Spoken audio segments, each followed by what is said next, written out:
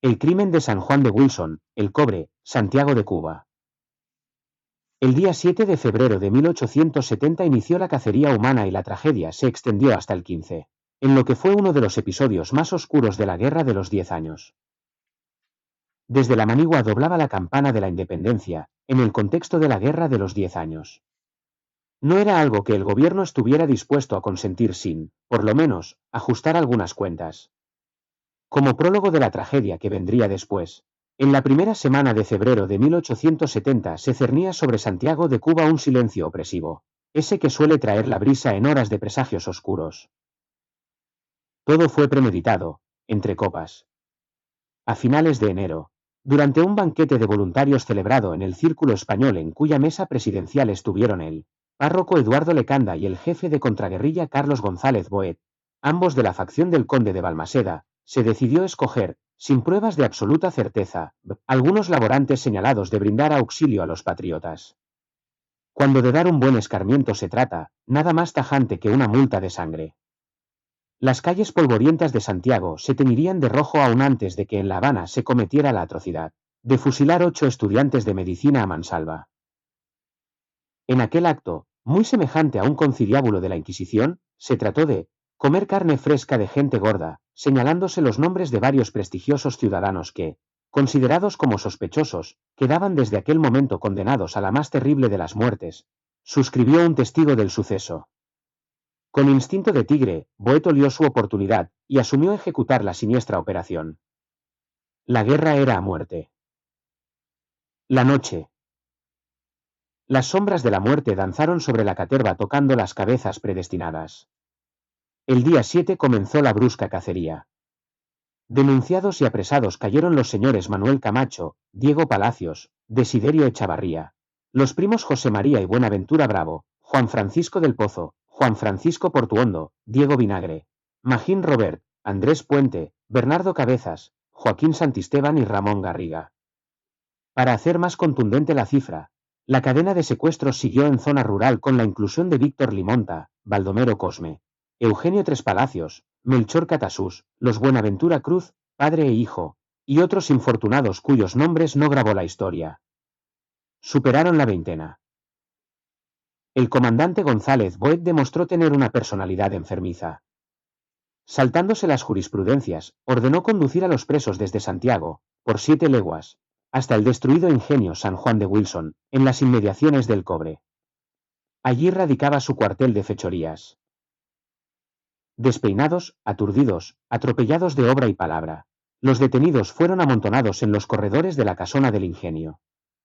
Desconocían la magnitud del horror que les esperaba, pero el aspecto misterioso de la extracción y del traslado al amparo de la oscuridad era un anuncio macizo del veredicto más probable. Por casi una semana fueron sometidos a interrogatorios y careos en los que el propio Boet asumió de fiscal.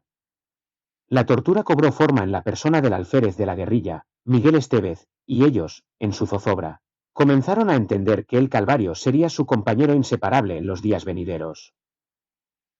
¿Qué final nos espera?, preguntó más de uno en susurro, con quemante inquietud. Antes de nacer, nada, dentro de un momento, nada, zanjaba Diego Palacios. Algunos cuerpos temblaban, no solo por el frío que les impuso la madrugada, sino por el espanto que caló hasta los tuétanos. Cada cual resistió como pudo, se aferró a la vida, aunque la esperanza pintara gris con cada minuto que expiraba. Pensaban en las madres desoladas, en los padres ancianos, en las esposas o enamoradas ya imposibles de amar y poseer. A cada lamento respondía Boet mandando a tensarles las ligaduras, con blasfemias y golpes. En medio de aquella agonía de hambre y sed los verdugos se repartían cínicamente delante de las víctimas la comida, las ropas y las prendas, pues yendo a morir no les iban a hacer falta, se burlaban con sadismo. Como un lance cómico de la hecatombe, el viejo Eugenio Tres Palacios, al entregar su colcha a los verdugos, tuvo la ocurrencia de pedir que no le tiraran a la cabeza, porque le dolería mucho. Reírse es propio del cubano. Sobre todo, reírse de su desgracia.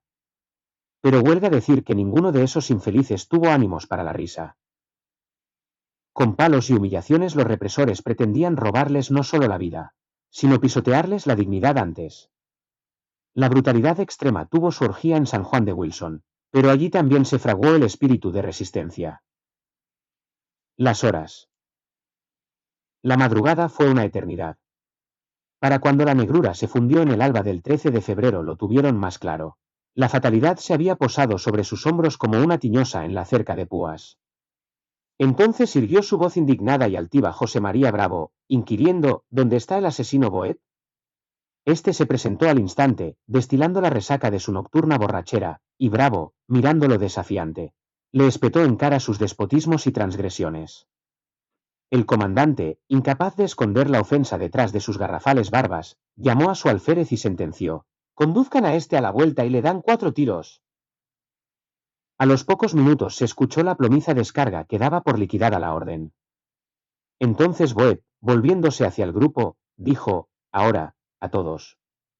Amarrados los empujaron hacia el antiguo cementerio del Ingenio, haciéndolos desfilar por delante del cuerpo agujereado del señor Bravo. Aquellos instantes fueron terribles, y se han grabado de tal modo en mi cerebro que su recuerdo pavoroso morirá conmigo, afirmaría años después un sobreviviente. El alférez Estévez, de origen gallego, los fue arrodillando en línea, mientras no perdía minuto para apostrofarlos. Fijándose en los dos Buenaventura Cruz, serenos y resignados, preguntó: ¿quién mata a quién? ¿El padre al hijo o el hijo al padre?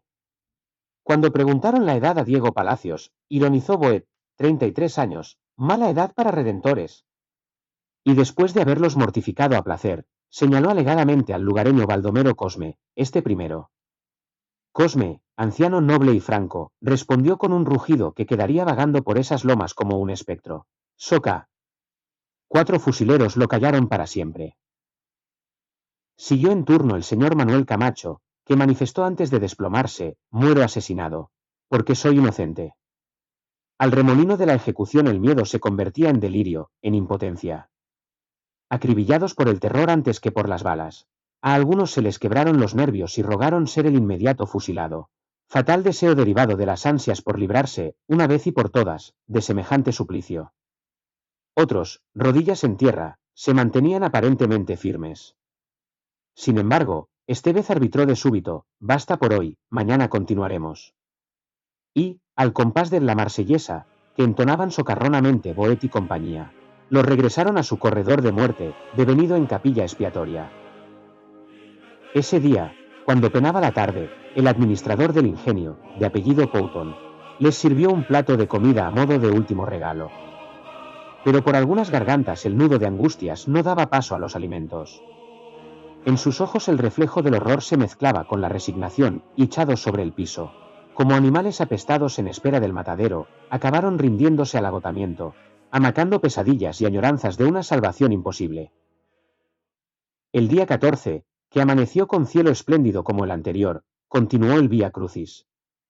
Por la magnánima voluntad de Boet no se envió carne fresca al paredón, en cambio, invitó a los condenados a escribir cartas de despedida a sus familias, lo cual constituía un nuevo tormento moral. Lánguidamente, todos garabatearon algunas líneas que nunca tuvieron destino. La cuerda. El rumor de los disparos en San Juan de Wilson llegó como un reguero de pólvora al despacho del coronel de artillería Juan Ojeda, gobernador del Departamento Oriental. Todo indica que estuvo ajeno a las maquinaciones y desmanes de González Boet. Por ello, a la mañana siguiente envió al coronel Emilio Calleja con la misión expresa de devolver a la ciudad a los presos políticos.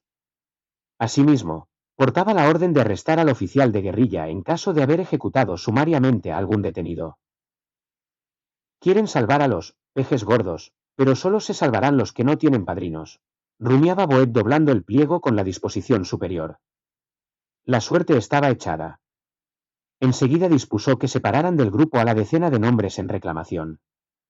Esta vez eran los ya mencionados Buenaventura Bravo, Desiderio Echavarría, Diego Palacios, Andrés Puente Badel, Diego Vinagre, Bernardo Cabeza, Joaquín Santisteban, Juan F. Portuondo, Carlos Chalí Damey, Juan Francisco del Pozo y Ramón Garriga. El 15 de febrero de 1870 partió Callejas con la cuerda de siluetas cabizbajas. No era un paseo. Los presos marchaban a pie de 2 en 2, amarrados por encima de los codos. Los escoltaban 4 voluntarios y 20 soldados de Boet encabezados por el no menos perverso Estévez, todos a caballo y armados. En la marcha al cobre decidió Callejas adelantarse, para organizar el traslado expedito a Santiago. En mala hora. Su ausencia dejaba listo el teatro para la masacre. Al llegar a los Altos de Cosme, el punto indicado, Estevez, que llevaba instrucciones secretas de su jefe, alzó la mano en señal de detener la marcha y decretó que, por órdenes recibidas, debían ajusticiar a los prisioneros. Con talante de gran maestro masón, Andrés Puente le increpó, que eso era una iniquidad y una venganza por la muerte de Gonzalo de Castañón. Chalí Dame pidió sin miedo que le dieran un machete, para batirse con todos. Igual de irritado Desiderio Echavarría profirió, a que discutir con estos asesinos, despachad pronto, verdugos de Cuba, ¿cuál es el lugar? Y se plantó en espera del tiro que puso fin a su rapto de locura. Cayeron uno a uno, Puente, Chalí y toda la hilera maniatada, excepto Garriga, quien, salvado de milagro por un voluntario, amigo suyo, que lo sacó de un tirón, vivió para contarlo. Para justificar la matanza, Boet informó que, habiendo intentado uno de los presos fugarse por entre la manigua y tratando los demás de secundarle al grito, dado por uno de ellos de «¡Viva Cuba libre!», en tales momentos de escisión se vieron en la necesidad de apelar a las armas. En otro capricho, perdonó la vida a los dos Cruz, Catasús, Robert, Limonta y Tres Palacios, que habían quedado en el ingenio. Por la tarde, cuando los liberados emprendían el retorno a sus hogares, se toparon con el montón de cuerpos marcados por la crueldad y despojados de prendas, que aún permanecían en ubicación simétrica frente a un portillo a la vera del camino. La memoria. Por la ruta de sus odios y represalias continuó González Boet, hasta ser sometido a corte marcial por aquel fusilamiento atroz. La exhumación y reconocimiento de los cadáveres viene a robustecer la prueba. 6 cráneos se hallaron destrozados, heridos a corta distancia y de atrás a adelante. Otros 2 no se encontraron, pero los testigos aseguran haberlos visto recoger con palas y arrojar los pedazos a la fosa.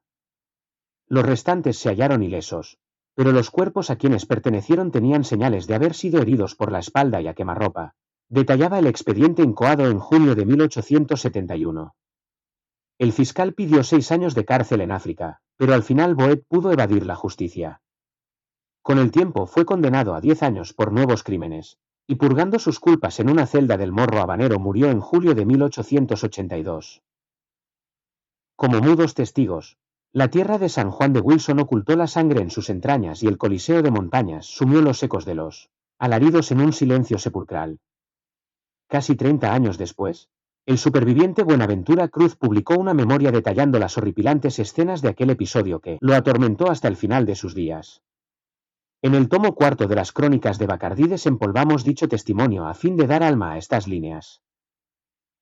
Para tapar la cicatriz abierta en el sitio donde cayeron fulminados, años después familiares y continuadores levantaron un obelisco. Entonces se hizo costumbre de grupos intelectuales y promotores santiagueros, encabezados por Emilio Bacardí, Antonio Bravo Correoso, hijo de una de las víctimas, Federico Pérez Carbó y José Joaquín Tejada, peregrinar en aniversarios patrióticos hasta el remoto paraje, para coronar con flores la placa marmórea que perpetuó los nombres. Así se encontraba hasta febrero de 2025 y se desconoce el estado actual del monumento, tras el paso del ciclón Melissa, que devastó la zona del Cobre. Por otra parte, en algún momento los caídos fueron inhumados clandestinamente en la bóveda de la familia Echavarría, en el cementerio de Santa Ifigenia. Luego, en diciembre de 1928, los hermanos Eligio y Antonio Bravo Correoso, miembros de la logia Fraternidad número 1, construyeron un panteón familiar al que trasladaron los restos, pues entre ellos figuraban masones distinguidos. Allí, a pocos metros de la tumba de Martí, descansan al sol de hoy bajo un techo abovedado de ornamentaciones clásicas. La Gran Logia Oriental de Cuba tuvo el aquel de colaborar con la ornamentación del panteón, colocando una columna truncada, símbolo eterno de honor y recordación de los masones asesinados, entre los que se encontraba Andrés Puente Badel, gran maestro de la Gran Logia Simbólica de Colón, que por aquella época tenía su sede en la ciudad de Santiago de Cuba. El crimen de San Juan de Wilson se perdió como un grito mudo en la noche de los tiempos. No se trata de un relato de buenos contra malos absolutos, sino que, más allá de los detalles exactos, el histórico suceso sirve de recordatorio para que la memoria colectiva no olvide las pérdidas que marcaron el sueño de la independencia, ni las consecuencias de que muchas vidas queden a merced de un poder despiadado. La sociedad de hoy, abrumada y olvidadiza, los fusila doblemente cuando ignora el sacrificio de aquellos héroes.